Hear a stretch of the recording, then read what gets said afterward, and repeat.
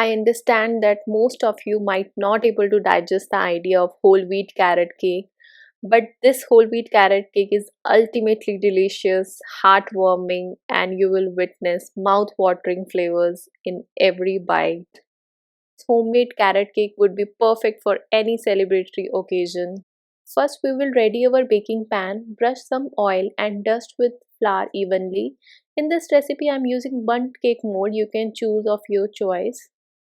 I like to use whole wheat flour or atta which we use to make for our Indian rotis. I'm not using any maida or all purpose flour anymore in the cakes. If the process and the recipe are followed, the cake from whole wheat also comes out nice. Starting with the recipe, take half cup milk and add 1 teaspoon vinegar and keep aside for 5 to 10 minutes to form buttermilk. Now we will prepare our dry ingredients. I have used 1 cup, that is 120 grams whole wheat flour, 1 teaspoon baking powder, half teaspoon baking soda and 1/4 tablespoon cinnamon powder. Also in another bowl add 35 grams chopped walnuts and mix with 1 tablespoon of flour so that while baking walnuts will not sink to the bottom.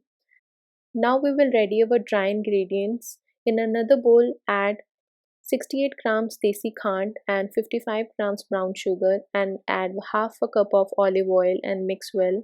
Then add milk vinegar mixture and again whisk for 1 to 2 minutes till it forms smooth mixture.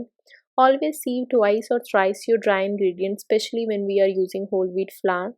As whole wheat flour is dense and does not hold enough air due to its dense nature, so sieving twice or thrice is the only key to achieve rise in the cake. Now sieve your dry ingredients in portion, then add 1.5 cup grated carrots and combine well. For best carrot flavor, choose skinny to medium sized carrots and peel before grating.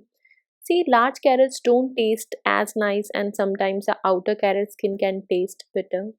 And end with adding walnuts and mix gently.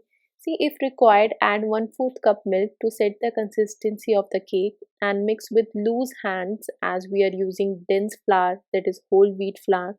So whatever we are incorporating air by sieving will remain in the batter.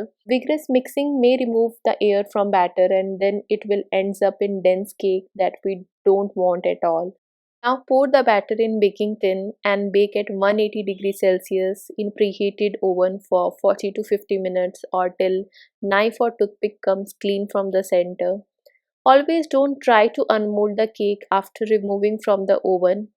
Give some rest for at least 20 to 30 minutes and then demold it and have it with your favorite cup of tea or coffee. If you like the recipe, do like, share and comment and subscribe to my channel, and also do let me know in the comment section how this recipe comes out. Don't forget to subscribe to my channel to see more such kind of healthy content. Then stay tuned.